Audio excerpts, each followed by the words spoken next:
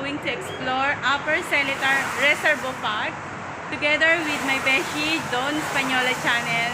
Andito kami ngayon sa bridge ng Upper Seletar Reservoir. So, samahan ninyo kami guys mag-explore for today's vlog. Kahit umuulan dito, so explore pa rin. So, update later. So guys, ito yung Upper Seletar Reservoir Bridge. So, lalakarin namin to. Then, ang dulo nito is yung Upper Seletar Reservoir Park. Pero dito kami nagmula sa pinaka SG Seletar Bridge. So, ayan. Ayun, nasa unahan si Don Española Channel na nagvi-video. Gumagawa din siya ng sarili niyang content. Opposite nito guys is yung MRT. As you can see, may MRT na dumaan.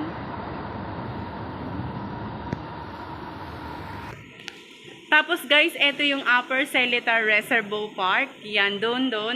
Tapos ito yung kanilang ano to. Dito ginaganap yung mga nagkakayak, yung mga may mga training ng kayak. Yan, dito ginaganap. Ngayon umuulan, so walang nagkakayak pero maraming nagsa-cycling. Ang dumi ng reservoir. Lalo na ngayon na naulan. Ayan, umuulan siya. Rainy Sunday. Hello guys. So, dadaan kami dito sa ilalim ng tulay. Ito yung Lentor Avenue towards Yishun. So, itong diretso na to, papunta na to ng Yishun. So, tatawid kami sa ilalim ng tulay. Ano kaya no, habang natawid ka sa ilalim ng tulay, nag-collapse yung tulay, no? What if? What if? Ang weird mag-isip, di ba? Yan, umuulan. Ay, ang sarap mag-hiking dun sa mapuno na yun, oh. Kaya lang, tapos umuulan. Beshi, paano na to? Paano na ang buhay ng mga hikers kapag naulan? Tapos dito, tingnan niyo yung tubig. Beshi, naulan! So how? Dito lang muna tayo. Alangan, sumugod tayo sa ulan. Alangan naman sumugod tayo sa ulan. So, Besh, anong masasabi mo ngayon? Ano masasabi mo? Maraming blessing. Itong kasama ko guys, napaka-positibong tao. Hindi ko doon naringgan ng kahit any negative reaction. Puro always positive. Kaya ang sarap nitong kasama.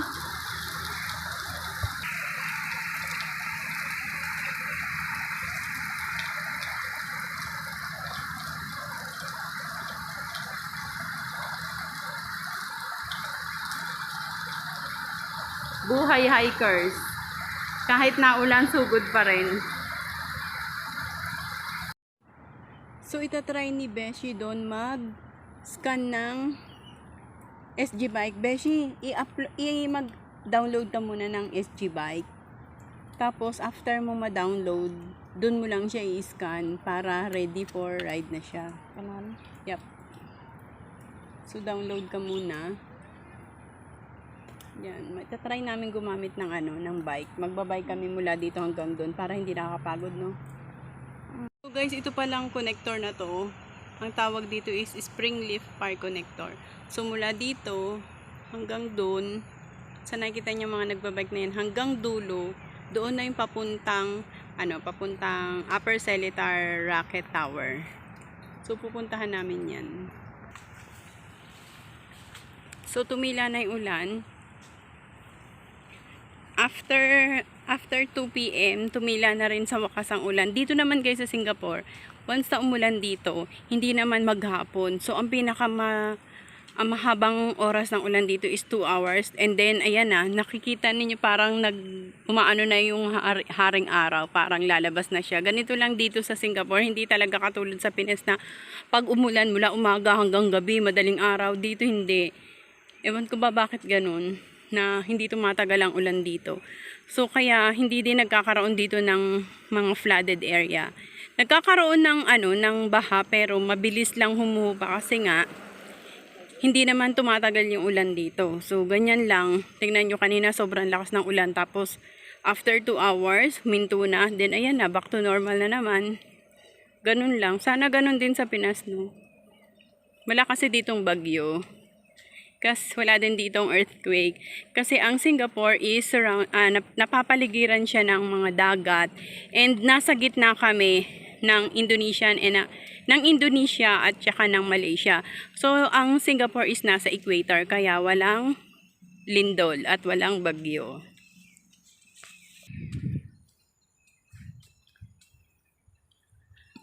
Ang payapa ng paligid, guys, oh. Ang tahimik. Huni lang ng ibon ang maririnig nyo.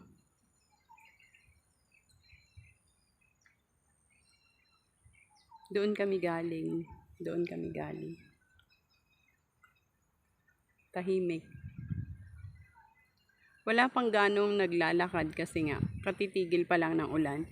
Pero maraming mga nagbabike. Dito kahit umuulan, maraming mga nagbabike. Marami din mga group of Filipino bikers dito na pumupunta dito every Sunday. Instead na maggala sila, nagbabiking na lang sila. So, na-exercise sila at the same time, nag-enjoy din sila, 'di ba? Kami naman, iba naman yung hilig namin.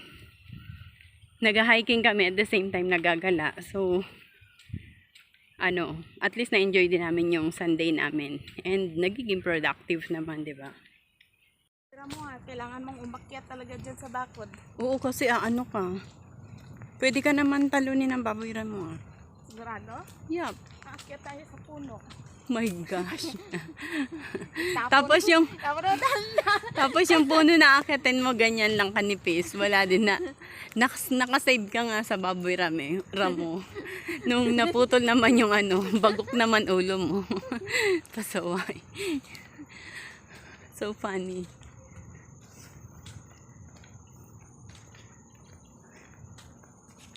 O, di malayo-layo na yung ating narating. Malayo-layo na tayo sa kabihasnan.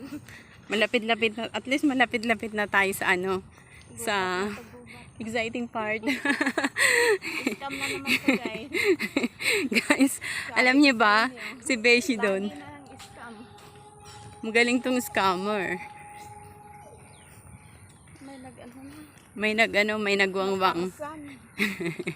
Pag ibig sabihin, Besh, ng nagwangwang, malapit na tayo sa exciting part. Ito lang ka to, Besh. Ito, oh. Yan. So, pag mga after 1 year, may mga langka, babalikan ko dito. Tas yung santol na malaki na, babalikan ko yan.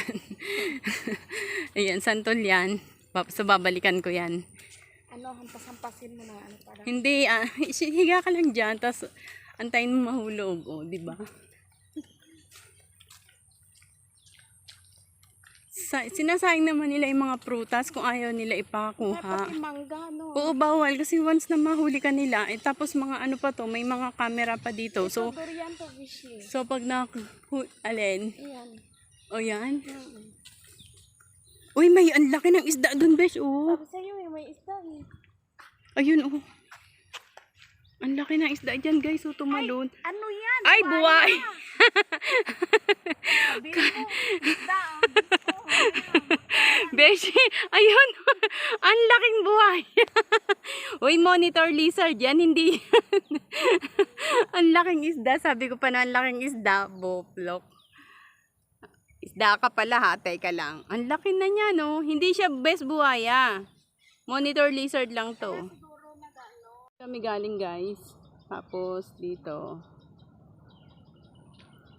Ito yung Springleaf Connector Park.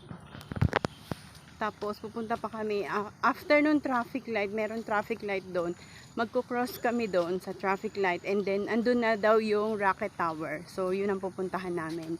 Basta gala, sige lang. For the love of content, gagawin namin to.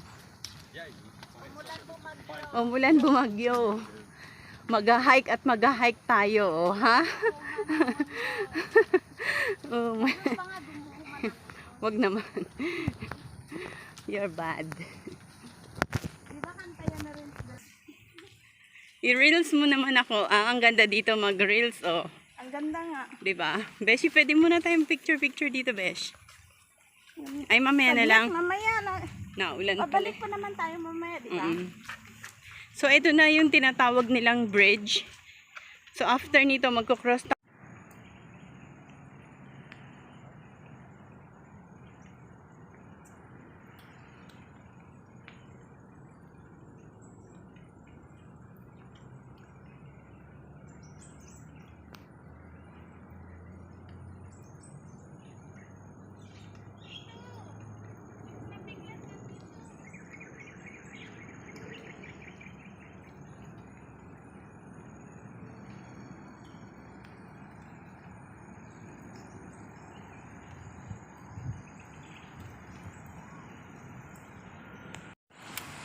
Guys, ito yung Manday Pet Sanctuary. Kung saan yung mga alaga, yung mga hayop, kapag namatay, dito sa Singapore, hindi pa pwede yung basta-basta na lang ililibing sa kung saang lupa.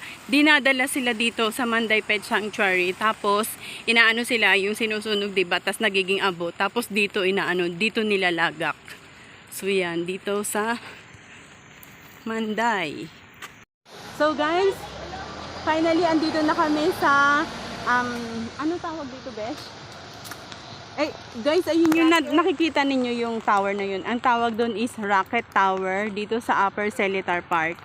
So, galing kami doon. Doon kami galing, oh. Doon. Tapos inikot namin yan. Doon. Ang layo. Tapos, doon sa may Seletar Park, sa may Springleaf Park, hindi namin pwedeng lakarin kasi malayo. 3 buses. Medyo malayo-layo.